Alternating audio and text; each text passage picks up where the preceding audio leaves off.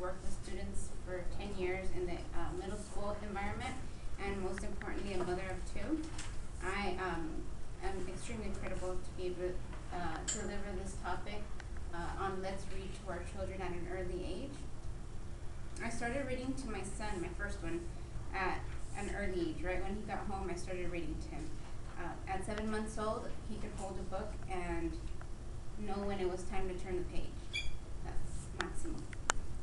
And so now that he's 3 years old, he'll ask to, let's go read a book. There's books he knows by heart. He knows his numbers, his letters. He knows his shapes, and he can tell you a triangle has 3 sides, a square has 4 sides, and he's only 3 years old. And that's nothing I did out of the ordinary. He's not this amazing genius that just by chance he's super smart. That's just a daily routine that we started from the day he was born till now. So it's just routine. It's extremely important for us to start educating our children at an early age. Not only does it benefit the child and the family that child's in, but it benefits society as a whole.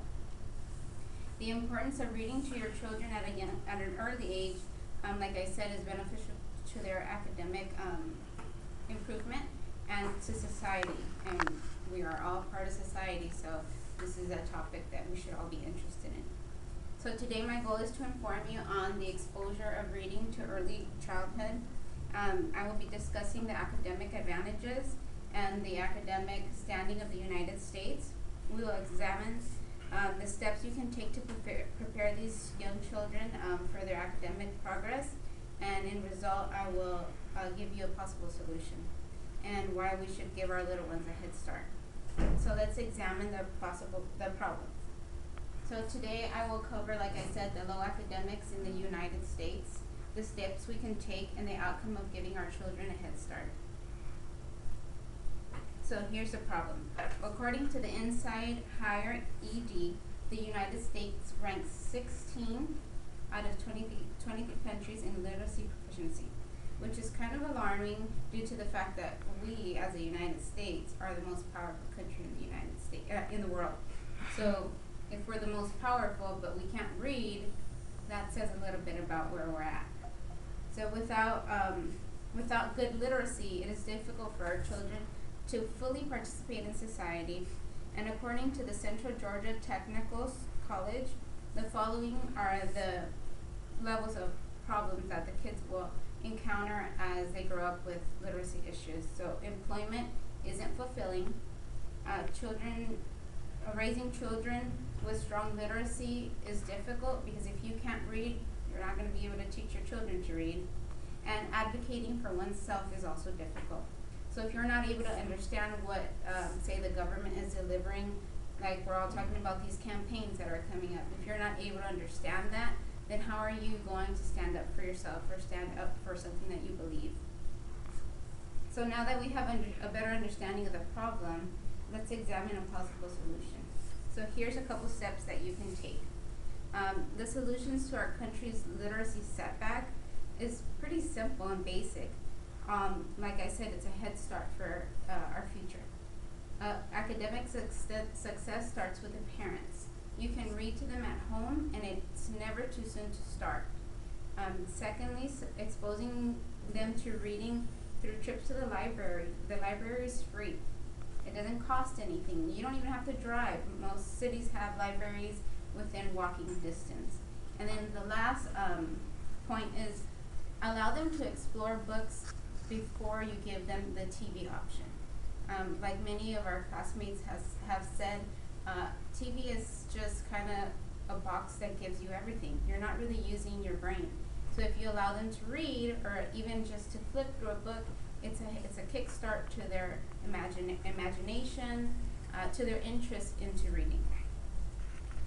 So now that we recognize the problem and we have evaluated a possible steps to this solution, let's examine the contributions when we do take these steps. So positive outcomes, according to the Early Moments website, academic excellence is at the top. So if you start reading to them early, their academic excellence will skyrocket. Basic speech skills. The basics of how to read a book, how to know time to turn the page, don't hold it upside down. These are things that we take for granted now that we're adults, but a lot of kids struggle with this throughout their elementary school years. Better communication skills and mastery of the language. Enhanced concentration and discipline. This one's extremely important. A lot of schools and a lot of specialists are deeming kids autistic, they have ADD, ADHD, and I'm not saying that they're not correct. What I'm saying is that if you start at an early age teaching them, you need to sit and pay attention, they learn that it's possible. They learn discipline and concentration. So now that I've shown you this, let's close by highlighting a few things. So I spoke to you about our youth and why it's important to teach them good reading etiquette, where the United States stands in terms of literacy and what the problem is, and ways that we can benefit from teaching our children to read at an early age. Just like myself, thousands of people read to their children at an early age, and like I said, it doesn't cost anything, it doesn't take much time, and aside from teaching them literacy and communication, you create this amazing bond with your children. Whether it's your child, your niece, your nephew, you create a good bond, and that's also a good start to a healthy life. And like I said, this makes a huge difference in our society. And our children are our future. If you want a good future, you want to live in a good world, why not start with the people that will be leading it in the future? And so I want to go ahead and close with this quote by Roald Dahl.